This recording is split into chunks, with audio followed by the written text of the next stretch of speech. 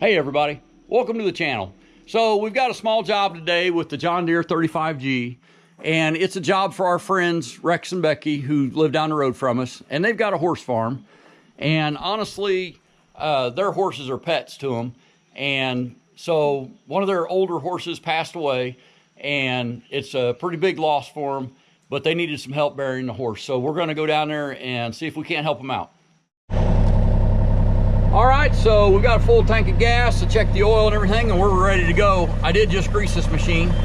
I've got to switch over from the bucket that's on it, which is the trenching bucket, over to my wider digging bucket. And then I've got that ditch bucket too, but I'm gonna use the bigger digging bucket.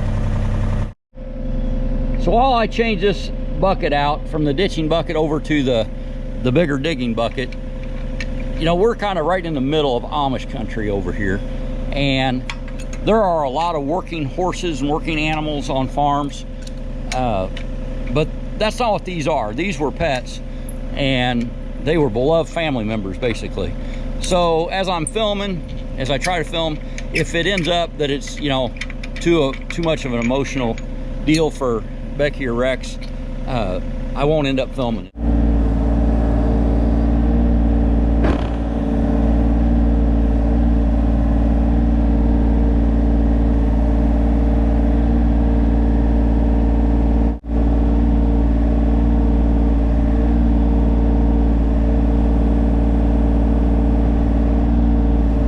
Got it. So a big part of owning animals is the unfortunate part that a lot of times, most of the time probably, we outlive them. And when they become part of your family, it gets a little tough. But I looked up a bunch of stuff yesterday while I was at work, and what I found out is basically we need to dig about a 6-foot deep hole, and it needs to be probably about 6 by 10 to bury this horse. And that should be above the water table here, and it should also be deep enough that no scavenger animals like the coyotes and stuff like that would disturb the grave. And I did look up, I saw that there's a lot of places in America that it's not legal to bury your pet on your own property, but we don't have any of those issues here. Okay, while I get my trailer out, the other thing is, I'm sure a lot of people will talk about call before you dig, and absolutely you need to call before you dig. This property, this farm, I've done utility work there before for Rex, so when we did that, he did call and get a locates. And the other thing is, I mean, they've been on this farm for years and years. They know where everything's at, and this spot is totally clear. But when we had them do locates for the last job I did, there were none in that area. They marked all the public utilities that were there. Now, one of the things that I didn't know that I found out recently, once I started kind of checking out things that I was going to do with this excavator, is a private line. If you put in your own electrical line on your own property,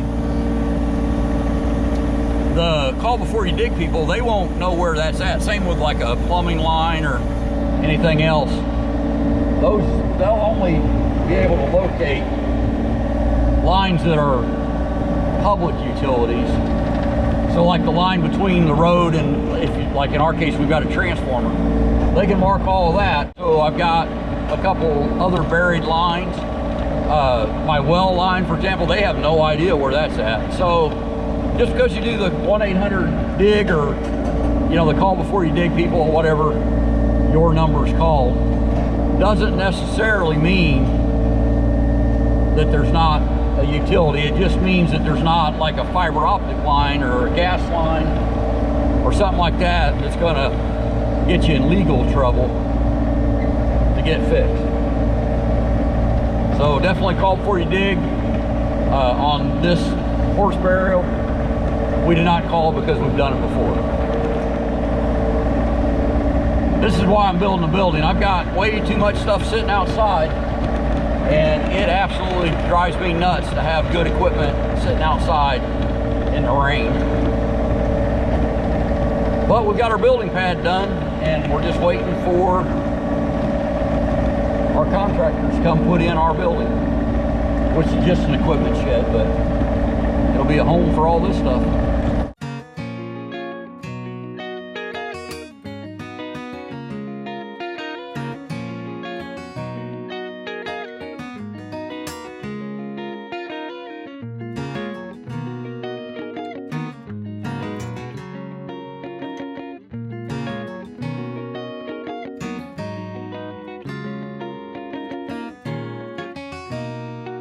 When she's right here, and when I put her in, I had trouble getting her located this way, because by the time which I'm going to try with him, is I picked him up with the loader on the tractor. Well, by the time I got right up to my front tires to the edge of the hole, I didn't have her, couldn't get in her back far. And I saw a video where they buried a horse, and they dug the hole first, but he put like a ramp on it. Ramp down to in be able to, but if you want try something like that, where you can use the loader to get him in there. And we may try that, see how it works out. Of course, this ground I think would be firm enough that I can get up pretty close. Okay.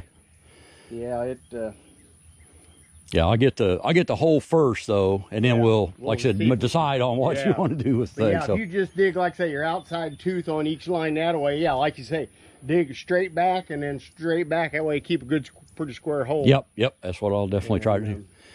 This is the first big hole. I've done a bunch of trenches and stuff and some small holes, but that's basically 11 by 8. Okay. And we're shooting for 6 foot deep. It said anywhere, if it says as long as you get a good 3 foot of dirt over them, okay, you're good. Well, he's about 30 inches puffed up now, so if we can get 6 foot, okay, I think we'll be good. Well, that supposedly, I looked up specs, I wasn't sure.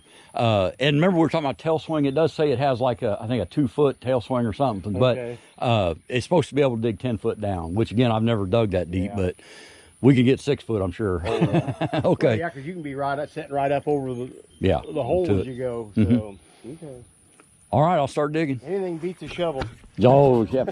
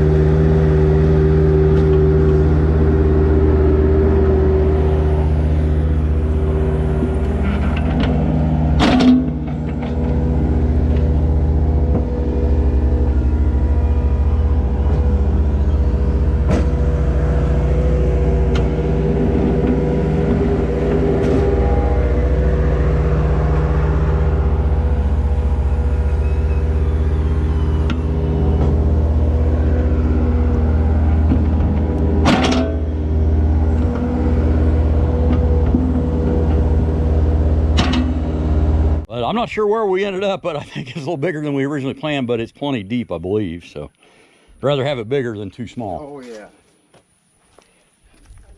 I think we're in good shape here. I mean, like I say.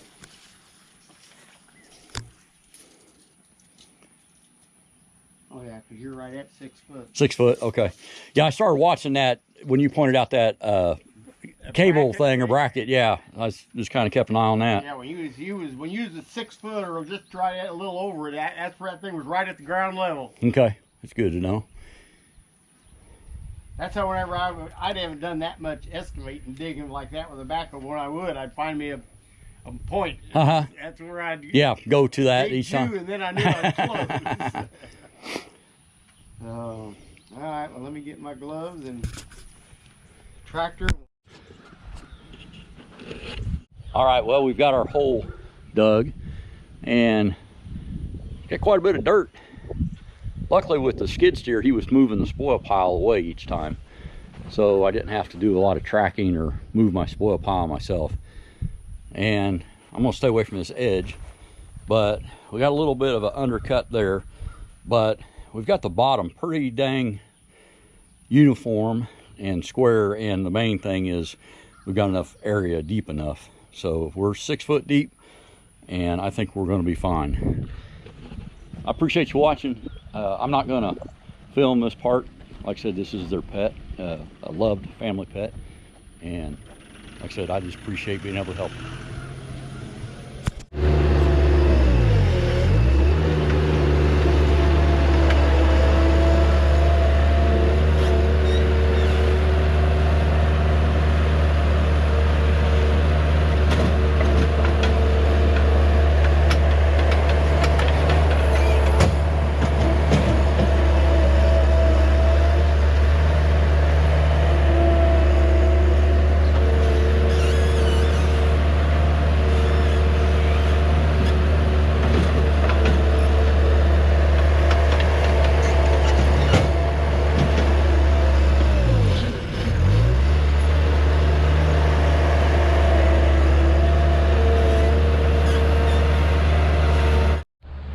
Hi, baby.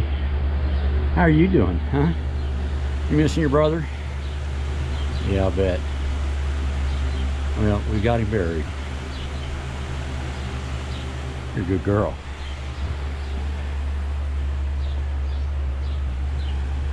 Hey, baby. Hey, googly eyes. Hello. Yeah, you're a sweetie pie. Yes, you are.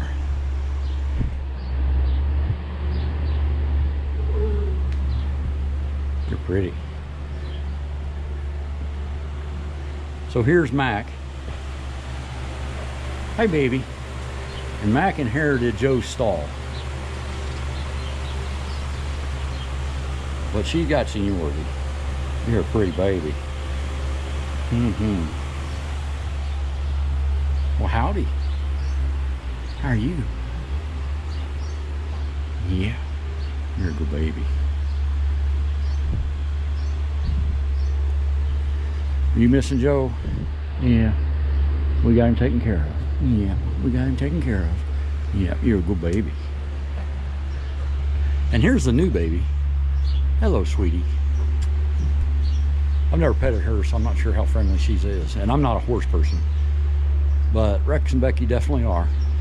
And they're our friends. So, like I said, when they have something go on that they need a hand with, and I've got the equipment to do it, you know we're going to do it. Yeah, you're a sweetie. Yes, you are. Yeah. And none of these horses are young babies, but they are definitely loved family members.